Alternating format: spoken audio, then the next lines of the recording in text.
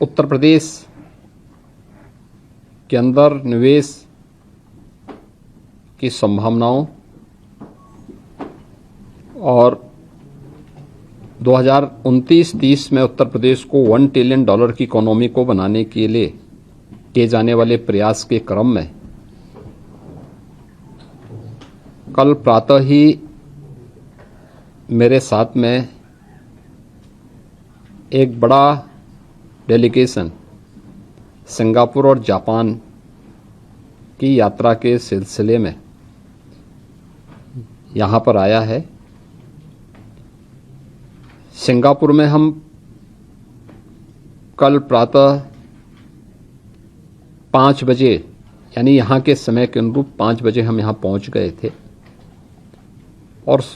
प्रातः 8:30 बजे से हमारी मीटिंग शुरू हो चुकी थी। देर रात्रि तक कल चलती रही, आज प्रातः काल से भी चलती रही। आदरणीय प्रधानमंत्री श्री नरेंद्र मोदी जी के विजनरी लीडरशिप में भारत ने पिछले 11 वर्षों के अंदर समग्र विकास के जिन क्षेत्रों में प्रगति की है, विकास की उन्हीं संभावनाओं को उत्तर प्रदेश के अंदर स्थापित करने के पिछले 8.5-9 वर्ष के अंदर उन प्रयासों को आगे बढ़ाने के क्रम में उत्तर प्रदेश ने इंफ्रास्ट्रक्चर एंड लॉजिस्टिक में, सर्विस सेक्टर में, वेलफेयर के सेक्टर में काफ़ी अच्छी दिशा में एक प्रगति को आगे बढ़ाया है। और मुझे प्रसन्नता है इस बात को कि जो भारत की भी और प्रदेश की भी इमेज आज दुनिया के अंदर बहुत सकारात्मक रूप से लोग देख रहे हैं। मैं पिछले कल 2 दिनों से 100 से अधिक लोगों से हम लोग मिले हैं, जिनमें सिंगापुर के माननीय राष्ट्रपति जी से, सिंगापुर के माननीय प्रधानमंत्री जी के साथ, यहाँ के माननीय उप प्रधानमंत्री जी के साथ, यहाँ के माननीय होम मिनिस्टर के साथ, यहाँ के माननीय एनर्जी मिनिस्टर के साथ हमारी बहुत अच्छी सकारात्मक बातचीत हुई। इसके साथ ही यहाँ की जो प्रमुख फिनटेक कंपनियां हैं, जिसमें तमासेक, जीआईसी, यूएससी, सेट्स, यूवीपीएन, जीएसएस ग्रीन, शेप कोर्स, ब्लैकस्टोन, इन सभी के चेयरमैन और सीईओज के साथ भी मेरी यहाँ बैठक हुई है और ये सभी सकारात्मक थी। इनमें से कई कंपनियां ऐसी हैं जो भारत में और यूपी के अंदर पहले से अपना इन्वेस्टमेंट कर भी रही हैं, जिनमें से देश का जो सबसे बड़ा एक्सप्रेसवे बनने जा रहा है, गंगा एक्सप्रेसवे, उसके निर्माण में भी कुछ कंपनियों ने अपना इन्वेस्टमेंट वहां पर पहले से किया हुआ है। मुझे अच्छा लगा कि यूपी के बारे में लोगों की धारणा में 360 डिग्री का अंतर आया है। आज हर व्यक्ति, आप जिस भी इन्वेस्टर से बात करो, आज प्रातः काल से ही मैं देख रहा हूं कि हम लोगों ने यहां पे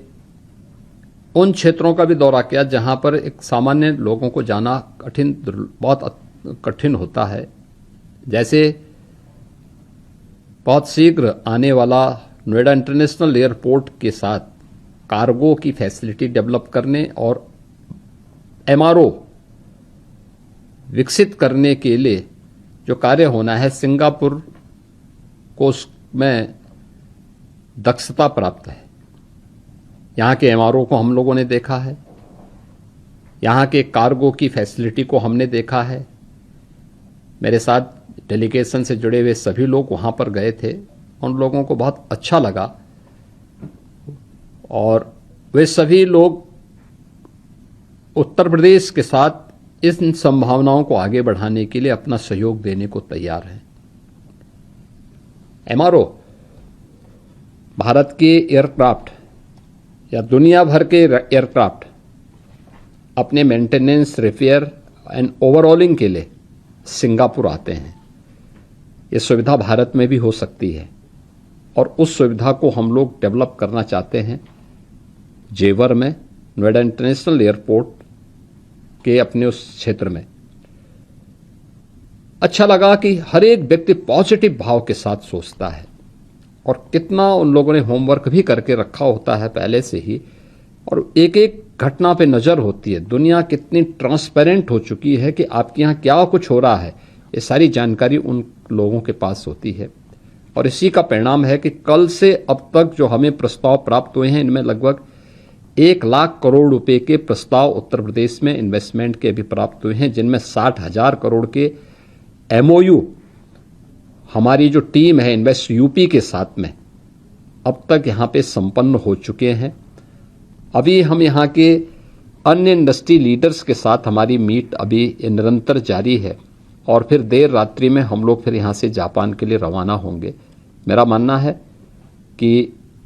कल प्रातः काल से मेरे साथ डेलीगेशन से में आए हुए जितने भी यहाँ के हमारे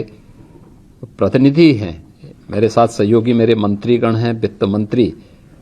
श्री सुरेश कुमार खन्ना जी हैं, उद्योग मंत्री श्री नंदगोपाल गुप्ता नंदी जी हैं, डेलीगेशन के साथ जुड़े हुए हमारे सीनियर अधिकारीगण हैं। निरंतर प्रातः काल से ही वे इस कार्यक्रम के साथ जुड़े हैं और सभी लोगों को अच्छा लग रहा है कि यूपी के अंदर प्रधानमंत्री मोदी जी के मार्गदर्शन में जो मेहनत हुई है, आज उसका प्रकाश और उसकी यश गाथा देश ही नहीं दुनिया के अंदर भी लोगों को सुनाई दे रही है। लोग बहुत सकारात्मक भाव के साथ यूपी के अंदर अपना निवेश करने के लिए एक सकारात्मक भाव के साथ सोचते हैं और मेरा मानना है कि यह चीज़ें बहुत अच्छे ढंग से होंगी।